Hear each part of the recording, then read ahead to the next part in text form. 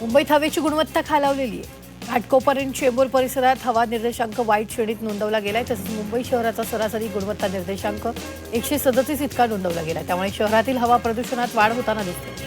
तापमानातील घट, बांधकामामुळे निर्माण होणारी धूळ यामुळे गेल्या दिवसात मुंबईतील हवेची गुणवत्ता खालावते.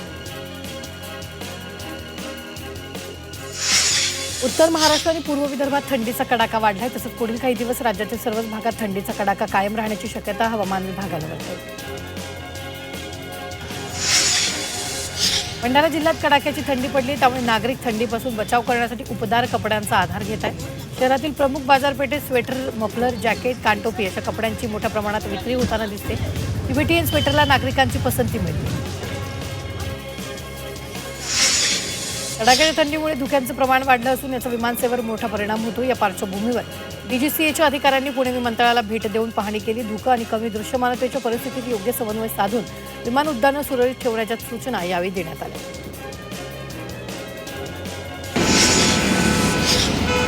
पिंपरी चिंचवड शहर महाराष्ट्रातील सर्वाधिक प्रदूषित शहर झाले. डिसेंबरच्या पहिल्याच पंधरवड्यात 7 दिवस शहराचा AQI 200 पेक्षा अधिक राहिला. त्यामुळे दिवसेंदिवस प्रदूषणात वाढ होत असल्यानं नागरिकांकडून उपाययोजना करण्याची मागणी केली. नाशिकच्या ग्रामीण भागात कडाक्याची थंडी कायम आहे. निफाडच्या तापमानात पुन्हा घसरण झालेली. निफाडचा पारा 6.4°C गेलेला. या कडाक्याच्या थंडीमुळे जनजीवन विस्कळीत झालेलं आहे.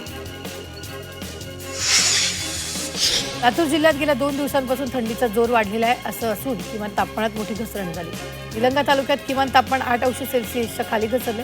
ग्रामीण भागात शेतकरी, मजूर आणि सकाळी लवकर कामावर जाणाऱ्यांना थंडीचा फटका बसला.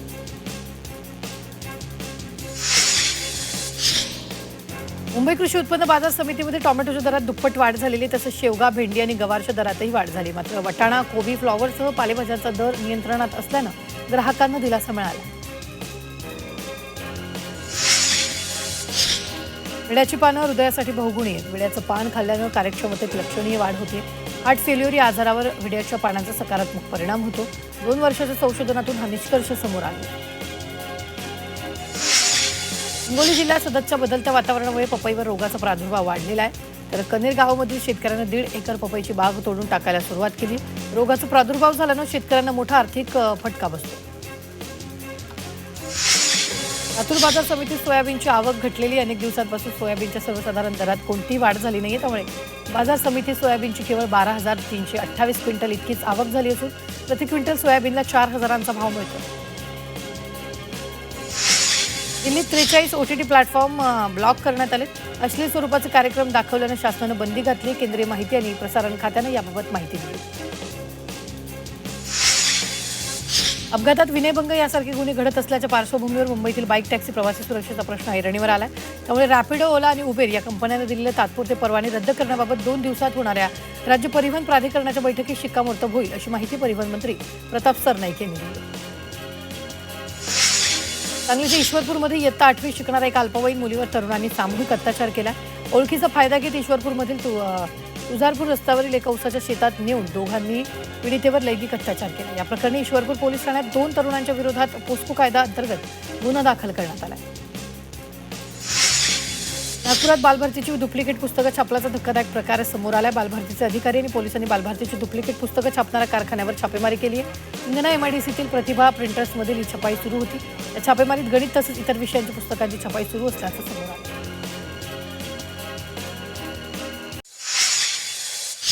सिडकोच्या 2 अधिकाऱ्यांवर कारवाई करण्यात आलेली आहे. भूखंडाचं मोजमाप करून त्याचा अहवाल देण्यासाठी 9 लाखांची लाच मागितल्याप्रकरणी या अधिकाऱ्यांवर कारवाई केली. लाचलुचपत प्रतिबंध विभागानं या अधिकाऱ्यांना लाच घेताना रंगेहात पकडलं.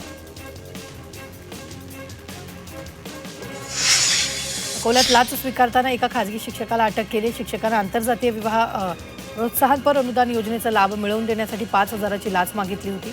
यावेळी पहिल्या टप्प्यातील 3,000 स्वीकारताना त्याला रंगेहात पकडलं. मुंबईत अंमली पदार्थ विरोधी पथकानं 9 कोटींचे अंमली पदार्थ जप्त केलेत. वरळीत एका नायजेरियन नागरिकाकडून 226 ग्रॅम कोकेन जप्त केलं. तर आणखी 2 ठिकाणाहून MDMच्या गोळ्या आणि गांजा जप्त करण्यात आला. मराठी शाळांवर होत असलेल्या अन्यायाविरोधात मराठी अभ्यास केंद्र आज मुंबई महापालिका मुख्यालयावर मोर्चा काढणार आहे. मोर्चाला पोलिसांनी परवानगी नाकारली आहे. मात्र तरीही संघटना आपल्या भूमिकेवर ठाम असून पोलिसांच्या कारवाईला सामोरं जाण्याची तयारी संघटनेने केली आहे.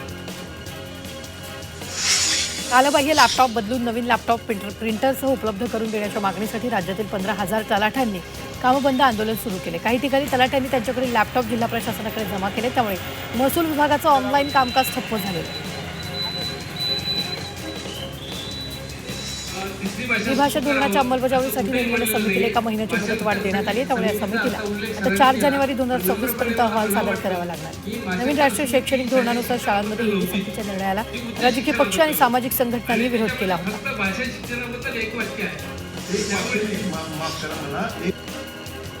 नाशिक इथे 2027 मध्ये होणाऱ्या सिंहस्थ कुंभमेळ्यात साधुग्राम उभारण्यासाठी तपोवनातील जवळपास 1800 झाडांची कत्तल करण्याच्या सरकार आणि महापालिकेच्या निर्णयाला हायकोर्टात आव्हान देत आले. या याचिकेवर आज सुनावणी होणार आहे. नाशिकच्या मधुकर जगताप यांनी वकील पायल वर्धन आणि ओंकार वाबळे यांच्यामार्फत ही जनहित याचिका दाखल केली. नववर्षात हरतालिका तीज आणि गणेश चतुर्थी 14 सप्टेंबरला एकाच दिवशी येणार आहे. तसंच दिवाळीत नरक चतुर्दशी आणि लक्ष्मीपूजन 8 नोव्हेंबरला असून ज्येष्ठ महिन्याचा अधिक मास 17 मे ते 15 जून दरम्यान असणार आहे. त्यामुळे या कालावधीत सण उशिरा साजरे होणार. गोदावरी परिक्रमा या यात्रेचं नांदेड जिल्ह्यातील बिलोलीत स्वागत करण्यात आलं. यात्रेत वृंदावन, चित्रकूट, ओंकारेश्वर, उज्जैनमधून साधू संत महंत तसंच पीठाधीश्वर सहभागी झाले. बिलोलीत बजरंग दलाच्या वतीनं मोटरसायकल रॅली काढत पुष्पवृष्टी करून साधू संतांचं स्वागत केलं. 1 जानेवारीला होणाऱ्या जयस्तंभ अभिवादन कार्यक्रमाच्या पूर्वतयारीचा आढावा घेण्यात आला. विभागीय आयुक्तांनी जयस्तंभ परिसराची पाहणी केली. यावेळी त्यांनी वाहनतळ सुरक्षा आणि सोयीसुविधांबाबत संबंधित अधिकाऱ्यांना आवश्यक त्या सूचना दिल्या. पुण्यात सैन्य दलाचा दक्षिण कमांडमध्ये विजय दिन साजरा करण्यात आला. भारत पाकिस्तान 1971च्या युद्धातील भारताच्या निर्णायक विजयाला 54 वर्ष पूर्ण झाल्यानिमित्त विजय दिन साजरा करण्यात आला. यावेळी लष्कर, हवाई दल तसंच नौदलातील अधिकारी, सेवानिवृत्त सैनिक उपस्थित होते.